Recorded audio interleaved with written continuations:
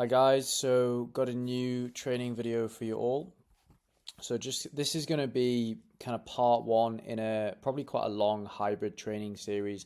Now, I think it's important to say not everyone that we coach on the program is doing hybrid training. So some people are purely just strength training and bodybuilding. But even for those people, it might be useful to kind of watch this and kind of understand what hybrid training is and why we structure programs in certain ways. And the kind of goal of this video is for those of you that are doing hybrid training, whether it's literally just one run a week or 4 runs a week in a cycle, whatever it is, to understand kind of what goes through our heads when we put a program together, why we kind of shape the program in certain ways. There's a lot of things that we take into account when putting together, and obviously this will be informed by the original consultation form that you fill in when you sign up, and also kind of ongoing contact that we have with you through check-ins, Zoom calls, things like that.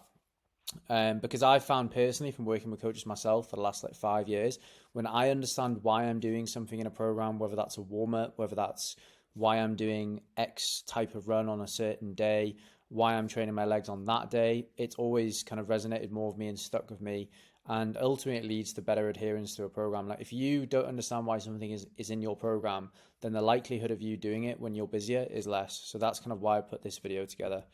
And I'm always just interested. I know there's a lot of people on the program that are genuinely interested in the kind of programming that goes behind this sort of stuff. So whenever we're kind of talking to clients now and people who are considering signing up with us, we're always referring back to the hybrid spectrum, which is something I've kind of coined myself. And what I mean by that is, like, you might have someone on one end of the spectrum who is very bodybuilding focused, wants to stimulate as much hypertrophy as possible, and is not interested in doing any cardio whatsoever. There may be more aesthetic and physique focused. And on the other end of the spectrum, so that could be like a bodybuilder. And on the other end of the spectrum, you've got like an endurance athlete who's solely focused on improving their performance and PRing in races. Now, we do have some people that just go to the gym and they don't do any cardio. But we don't really have anyone that is just endurance focused. So our spectrum, I guess, is a little bit closer together. So we have some guys on kind of one end of the spectrum that are doing, 4 to 5 weight training sessions a week, trying to gain lean muscle mass, and they might just be doing like one run a week just to have their kind of aerobic base ticking over. And then we've got other people on the other end of the spectrum that are more kind of performance based, and they might just have strength training in for injury prevention purposes. But what it's always important to know at all times is kind of what is your primary goal. And obviously hybrid training, by the nature of it, is combining 2 or 3 disciplines at once and having multiple goals.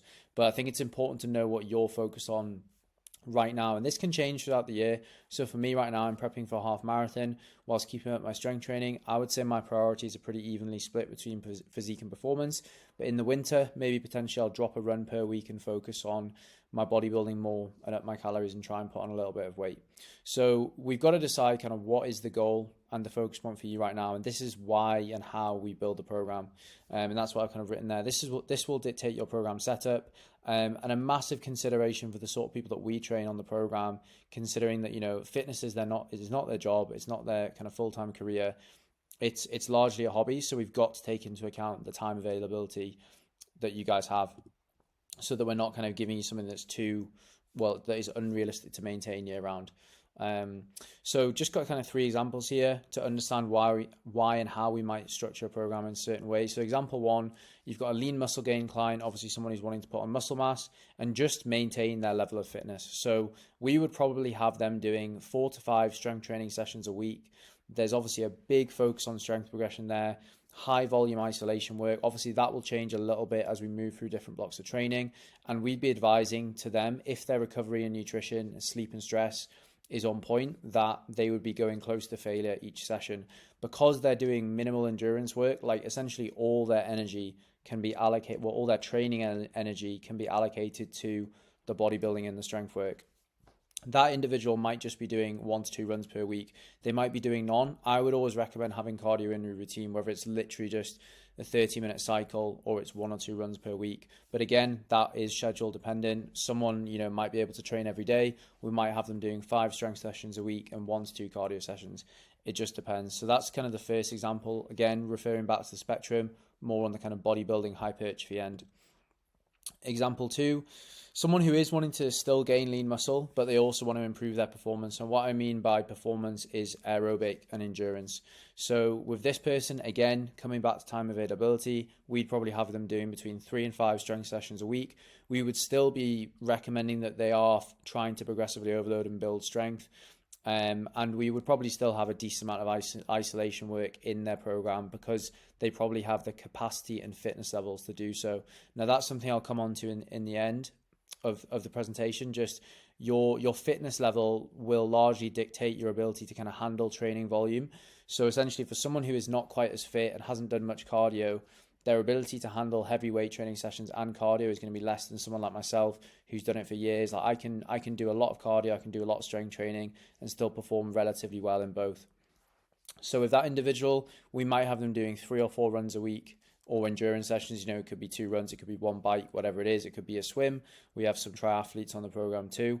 And with this client, so they are focusing a fair bit on endurance, we would look to kind of give them that typical structure per week of running of 1 easy aerobic run, a speed session midweek, which could either be a tempo run or an interval run, and then it could be a long run on the weekend. That's usually aerobic too, but again, it just depends on the client and whether they're actually prepping for a race. So if they're prepping for a race, we would get them to run their long run at closer to their target pace, and that might sometimes take them out of that aerobic threshold, which is fine.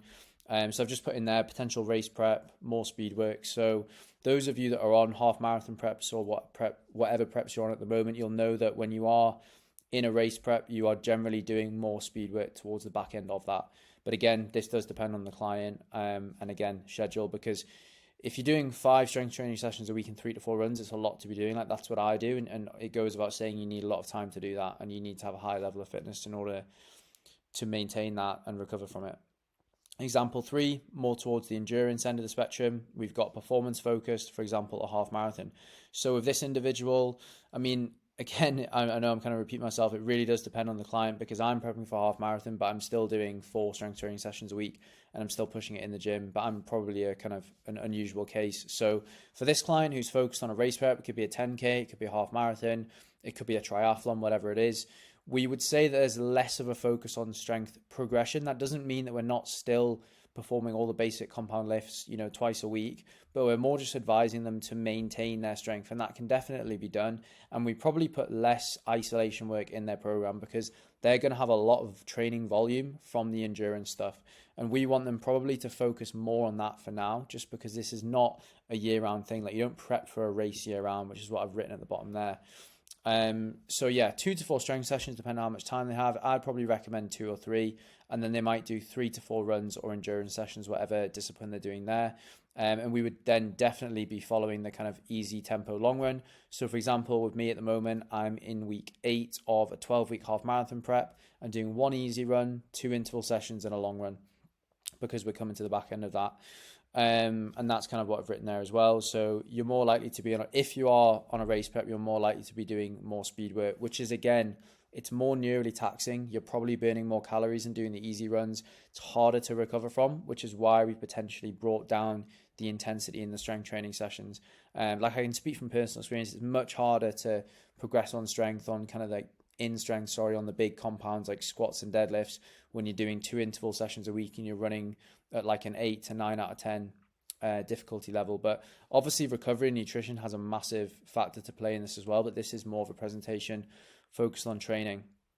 If the individual is performance focused year round, like for example, a lot of the females are more kind of focused on performance and endurance than the guys year round, not just in race prep. So we might have them doing 2 to 3 strength training sessions a week, more to just maintain their physique, keep their metabolism high, help them bulletproof themselves against injury. And we're probably going to have them doing more base building zone 2 work year round, because you can't be doing a race prep year round. You need to go through phases of, you know, an intense race prep and then going back into a base building phase, working on your aerobic base, and then maybe going back into another race prep.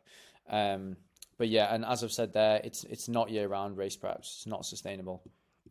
Obviously there's some considerations to take into account, which kind of comes back to the way that we run the program. Every client's different. Everyone's got different jobs largely. Everyone's got different social lives.